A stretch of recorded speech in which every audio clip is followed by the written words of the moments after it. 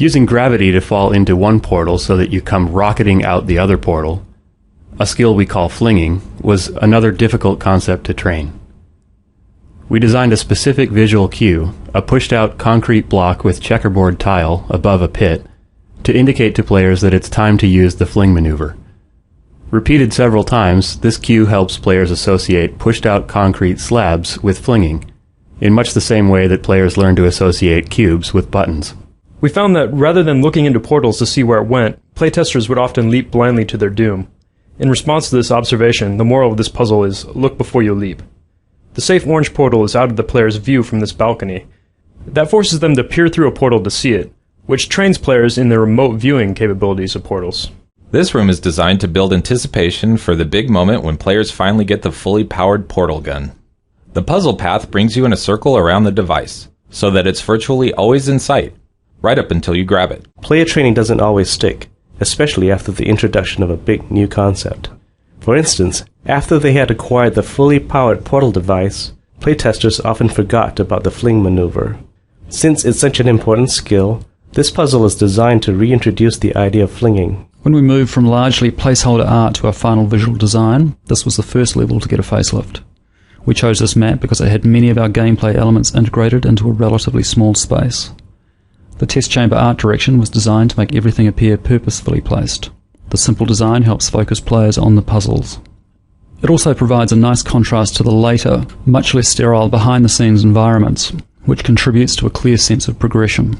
A problem we came across with virtually any puzzle involving boxes and doors was that the players could portal the boxes to the other side of the door, thereby trapping themselves in a room with buttons but no boxes. We set up special triggers to detect and handle these cases, and then added the box delivery tubes to ensure players could always be supplied with the required tools. This is a great spot to appreciate the recursive nature of portals. If you place a portal on each side of this hallway, you'll notice the portals seem to go on forever, similar to the effect you get in a Hall of Mirrors. In actuality, we support a maximum of 9 recursive portal views down any chain of portals. We achieve the impression of infinite recursion by copying part of the previously rendered frame onto the final portal in the recursive chain. It's not perfect, but it's inexpensive and effective. This is the first map in which we experimented with solving the puzzle in as few portal placements as possible. We tried to fit that concept into the story mode, but were never quite able to sell it. Instead of abandoning the idea altogether, we added the concept to a series of post-game challenge maps. A few playtesters put a portal on the floor here, and used the rising stair pit to skip the rest of the puzzle. We'll usually rework a level if playtesters discover a way to bypass chunks of the puzzle too easily. But in this and a few other cases where skipping ahead arguably takes more skill than solving the puzzle properly, we let the ninja solution stand. We designed this room to draw the player's eyes to the box. The light from the observation room casts horizontal shadows that point at the box, which is directly lit by a warm light from the ceiling. This warm light helps the box stand out against the predominantly cool test chamber lighting. The varying size squares of the off-limit surface also help direct the player's attention upward. This particular section went through several iterations because it's the first place where players are required to perform possibly the trickiest portal maneuver, the double fling. Originally, the room also featured an energy ball redirection puzzle. Combined with a new double fling skill, however, it proved to be too much for most playtesters. Overwhelmed players tend to not digest new information, so we simplified the puzzle to require only the double fling. To nudge players in the right direction, we also included visual hints, such as the previously introduced single fling theme, the pushed-out concrete slab with a checkerboard landing zone. We noticed through our playtest that many of our players weren't aware of the fact that you could place portals while falling. Since placing portals as you are falling is essential to accomplishing flings and many other portal tricks, we implemented this puzzle so that the only way to solve it was to use the mid-air placement tactic. It took numerous iterations and lots of tuning before this consistently played well. In this puzzle, we wanted players to realize that using portals, they can travel long distances in a short step. Originally, we had stairs from the ground level to the upper rooms. Many playtesters, however, were able to run from one room to the other quickly enough to consider it a solution, without ever thinking to use the even easier portal method. By changing the stairs to very slow-moving lifts, we were able to level the travel time for all player experience levels, thus making the intended solution more clear. This puzzle requires players to redirect an energy ball through multiple portal placements. The multiple steps caused many early playtesters to panic and accidentally redirect a ball right into themselves, with deadly results. We redesigned the test chamber so that portals can only be placed in the top half of the room, which solved the problem by generally leaving players out of the ball's reach. Perhaps the most important purpose of this final test chamber is to cement the double fling maneuver training. For previous flings, we employed a visual cue, a pushed-out section of a wall. In preparation for the more free-form behind-the-scenes levels, however, we take the training wheels off. To proceed, players must realize they can double fling almost anywhere they want to, with or without hints. For Portal, we wanted to create a turret that was different from the traditional Half-Life 2 turrets. The Half-Life 2 turrets are nothing more than mindless mounted guns. In Portal, we wanted the turrets to have personality, to be characters. The first step was a redesign of the look. Once we had the look of the new turrets, they seemed less like menacing machine guns and more like cute robots. And robots can never really be cute until they are talking robots. So the next step was creating the vocal characteristics of the turrets. Working with Ellen McLean, we settled on an innocent-sounding voice with dialogue to match. This juxtaposition of killing machine and innocent, non-aggressive personality ends up making the Portal turret a memorable character. Even though Portal tells a simple story, we created a lot of backstory for Aperture Science, for its employees, for its rivalry with the hated Black Mesa, and for where all of this fits into the cosmology of Half-Life. This first Portal game doesn't reveal all of it, but we crammed a lot of little details into the environments. This area, for instance, called the Ratman Den, hints that there may be other people trapped in the facility.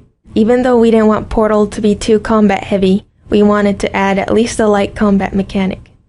After a few less than successful attempts to actually realize this light combat concept, we settled on turrets as a good compromise.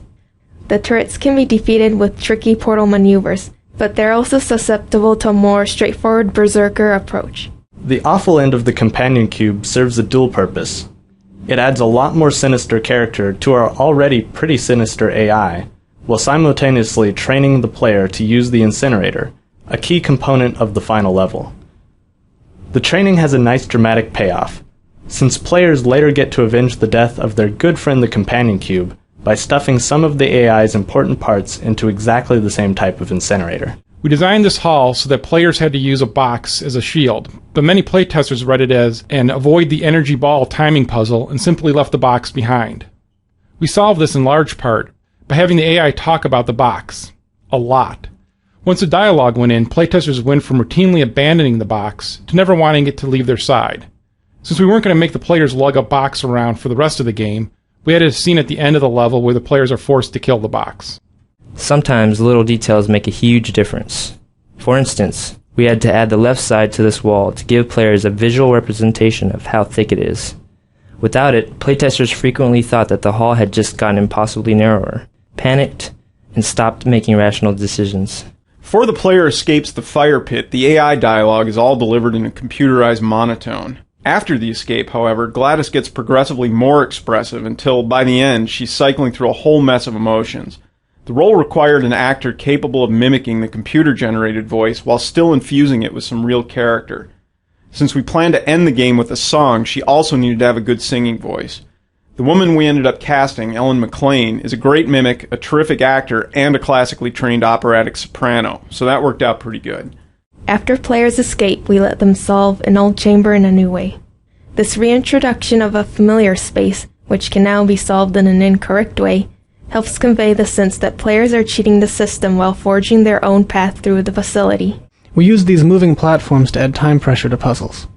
A sequence of simple decisions feels much more climactic under time pressure, in contrast to most puzzles in Portal which can be solved at the player's leisure. Puzzles that aren't time-bound can be more complex, but at the expense of being less dramatic. In these new areas, we weren't using the surfaces the player is familiar with. The rules for which new surfaces portals can be placed on, and which surfaces are off-limits, needed to be taught. So, we created this area both to show the player they've escaped into the guts of the facility, and to retrain them in which surfaces are valid for portal placement. I know that I was told that, sort of the idea of Valve is that everything is planned. Everything is worked out in advance. But that's a big fat lie. Because the initial idea is started, and they bring an actor into the studio and they say, say these words for us. Say this computer-generated voice for us. Okay, I'll do that. Well, then then that gives the creators other ideas. And it's a rolling process. You roll from one idea into the next idea. In the beginning, when I came in, I was just supposed to recreate the sound of a computer-generated voice. Just recreate it. And that's what I did. And there was no emotion involved. I just listened to the sound of the computer and I repeated what I heard. But as the game continued, I was supposed to get more and more emotion into the computer, into GLaDOS. And she developed into a very sweet, passive-aggressive person. As an actor, you come in, you do what you're told, you want to make your money, and sometimes you get good direction and sometimes you don't get good direction. But it doesn't matter, and you certainly don't tell the production team any of this. But you come in and they'll give you a lame line reading, and you're supposed to find some emotional value in that. But this is not what this team did. They would come in, for example, explosively indignant. That's a wonderful direction for an actor. So, I must say that the production team won me over, because so often I get bogus direction, but this time I was actually directed and had fun at all the sessions. Sarcasm. GLaDOS is sarcastic a lot. And that's so much fun. But while I was trying to do this, trying to build in all these emotions, I still had to maintain the computer sound and maintain the pronunciation of repeated phrases. Aperture Science and the Enrichment Center. I went to Portal's, I Googled Portal in game, and I went to the trailer, and I just loved it. I loved hearing my voice. And as I told the production team, I have never played a computer game in my life, but I want to play this one. In the sound booth, you're only connected to the production team by an intercom, and they can talk about you, and you don't know what they're saying. But you trust that they're being kind. And, they'll push a button, and then they'll say something to me. They'll say, a direction. No, that wasn't right. Do it again. Give us 3 more reads. And a lot of times what happens is they would play the computer-generated sound for me on one line, and then I'm supposed to recreate that 3 times with the director saying, okay, well, more sarcastic or more angry or more irritated. So you stand in the booth hour after hour after hour. They're always very nice. They let you have water in here and maybe a pencil to take a few notes. And of course you want it to be interesting because you want them to hire you again. So when they told me that there was going to be a song at the end, I thought, well, all right, who's going to write the song? And they told me there was going to be a song written by Jonathan Colton. And I listened to a song that Jonathan had written, and it was very funny, very clever. So I thought at that point, well, this will be okay. But I am an opera singer, so usually I sing,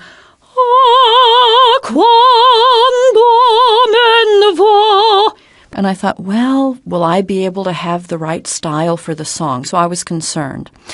But then before the recording, they sent me an MP3 file of the song, and I listened to it with Jonathan singing it, but I loved the little song. And at home, as I practiced the little song, I tried to, get back to GLaDOS's voice. Aperture Science. Just this tiny little passive-aggressive computer who's all alone until people try to come in and murder her. So of course she gets upset. But she seems to have this real affinity for cake. And I want to play the game because I want to recreate the cake recipe and then put Portal on it and be able to serve it to my friends when they come over to my house.